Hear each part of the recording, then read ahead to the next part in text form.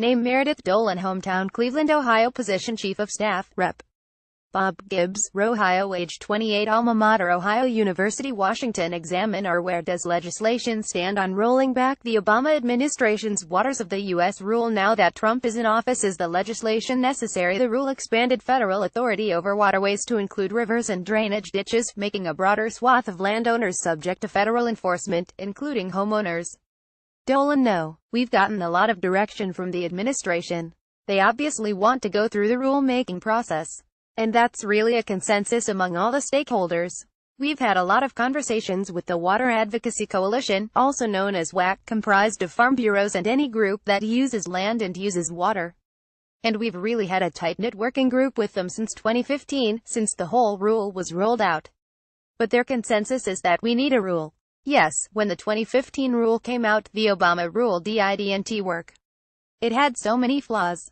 I could go into an entire list of all the issues with it. There's clearly parts of the rule regarding waters of the United States jurisdiction that needed to be updated. So, I think that EPA Administrator Scott Pruitt putting out the notice and allowing the comment period, it just closed yesterday, September 27th, is exactly what my boss bill pretty much asked for last Congress in the Regulatory Integrity Protection Act. RIP. Washington Examiner was calling it RIP intentional. Dolan: I don't know. We didn't come up with the name. The full Transportation Committee did. But it was our bill that pretty much said, stop, this rule is bad. But there needs to be a rule-making process where actual input is brought in from the stakeholders and also the different entities at the state and local level.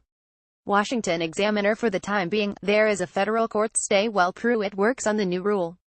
But the Supreme Court also has to decide whether an appeals court, or lower district court, has jurisdiction to rule on the merits of states' litigation against it. Right, Dolan? It's going to be in the next couple of weeks. They are going to make that decision on which court will actually take it up. I think that's October 11th when the Supreme Court will meet to decide which court will take it up.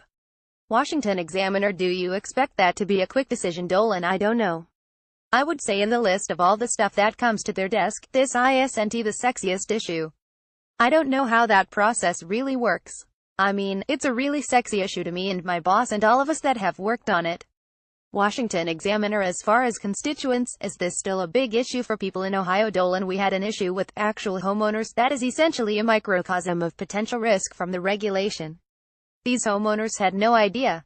Lawyers got involved because the Army Corps is trying to slap $20,000 on each of these homeowners when they are being told that they destroyed this wetland when looking at it. The homeowners say, it is our backyard, we have a swing set. That was a very real-world example that something like that rule could affect. Washington Examiner: So, you are from Ohio? What part? Dolan: I am from Cleveland. I am from the west side of Cleveland. I grew up in Rocky River. Washington Examiner: When did you start with Rep. Gibbs? Dolan: I've had a non-traditional hill path. I went to Ohio University for my undergrad. I was going to go to law school in Cleveland. My dad is an attorney in Cleveland. And that was kind of path A: do my undergrad, go to law school. I had an aunt and uncle that I saw before I graduated that live here in Alexandria. They said, what are you doing this summer before you head for law school? I said, well, just working at my pool. I was pool manager at my local pool. And they were, you need to come to DC, you need to have an internship, you can live with us. And they were both Hill rats. They were on the Hill forever. So, they helped me get an internship with the Foreign Affairs Committee, and it was the subcommittee on the Western Hemisphere. I was an English major, and I minored in business and Spanish. I didn't take one Polish class, one government class, nothing of that.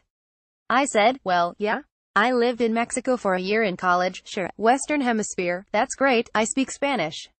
So, I got here, and I absolutely fell in love with it.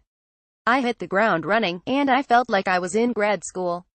I remember telling my dad, I am not going to law school, and I am going to take an unpaid internship, and I am going to keep living in D.C. Washington Examiner: What do you like to do outside of your work on Capitol Hill? Dolan: I have a 1-year-old daughter. So, that is always a lot of fun. And my husband works at the U.S. Conference of Catholic Bishops. We met working on the Hill, actually, in Trey Rattle's office. We dated in secrecy for about a year, and then, when all the bad stuff started to happen with Trey, he was arrested after trying to buy cocaine from an undercover agent. We were like, we've been dating this whole time.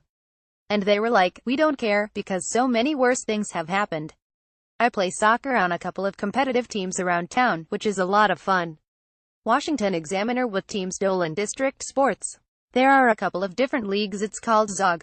I played for the same team since I've been here. It's super competitive. It's co-ed. I played club soccer in college and growing up. So, that's my release. We live in the Logan Circle area because we love to walk out and go till a dip at any moment. We are right there on 14th and Church. We are always out, always going to a park. Washington Examiner. What are your favorite haunts or restaurants? Dolan. We love La Dip, La Diplomate. We live catter corner to that.